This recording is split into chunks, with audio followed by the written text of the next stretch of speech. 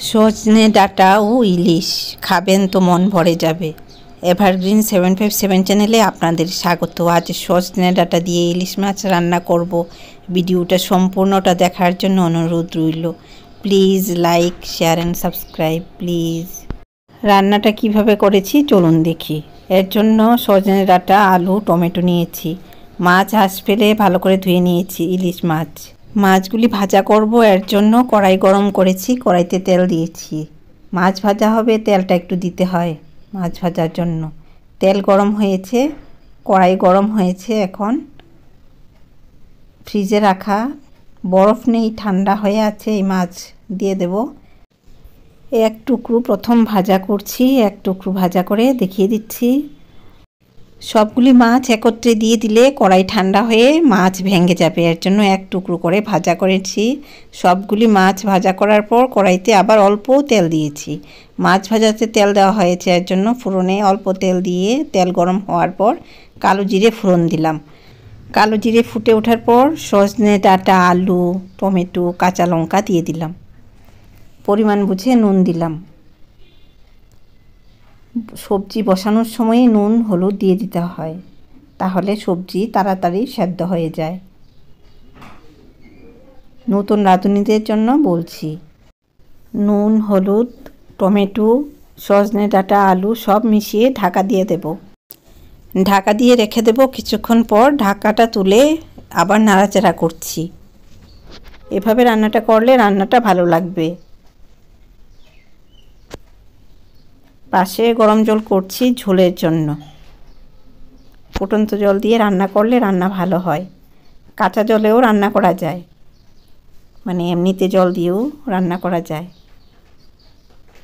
এই যে কাছে থেকে দেখো, এই ফ্লেমে রান্নাটা করছি। কিছুক্ষণ এইভাবে কালো জিরের মধ্যে সাঁতলিয়ে নিলে রান্না খুব ভালো হবে। এখন মোটামুটি কষানো হয়েছে, মশলা ছাড়া কালো জিরে দিয়ে সবজিগুলি কষিয়ে নিয়ে ফুটন্ত জল দিয়ে দিলাম ঝোলের জন্য। আলু সেদ্ধ হবে, আলু টেনে নেবে, মাছ সেদ্ধ হবে, ওইভাবেই ঝোলটা দিতে হবে। এগুলি রান্না সেদ্ধ হওয়ার পর ঝোল থাকবে। ঝোল দিয়েছি জল দিয়ে, এর জন্য নুন দিচ্ছি, হলুদ দিয়ে দিচ্ছি এই পরিমাণে, পরিমাণ বুঝে। এভাবে মিশিয়ে নিলাম। খুব সুন্দর দেখাচ্ছে। এই ফ্লেমে ফুটবে, জলটা ফুটে উঠেছে আর এগুলি সেদ্ধ হবে। আলুটা দেখে নিচ্ছি কীরকম সেদ্ধ হলো। মোটামুটি সেদ্ধ হয়েছে। এখন ইলিশ মাছ যে ভাজা করেছিলাম এগুলি এখন এই সজনে ডাঁটা সেদ্ধ হওয়ার পর দিয়ে দিচ্ছি। ইলিশ মাছের টুকরোগুলি এখানে ইলিশ মাছ সেদ্ধ হবে আর ইলিশ মাছের ফ্লেভার বেরোবে, সজনে ডাঁটার সঙ্গে ভালো লাগবে।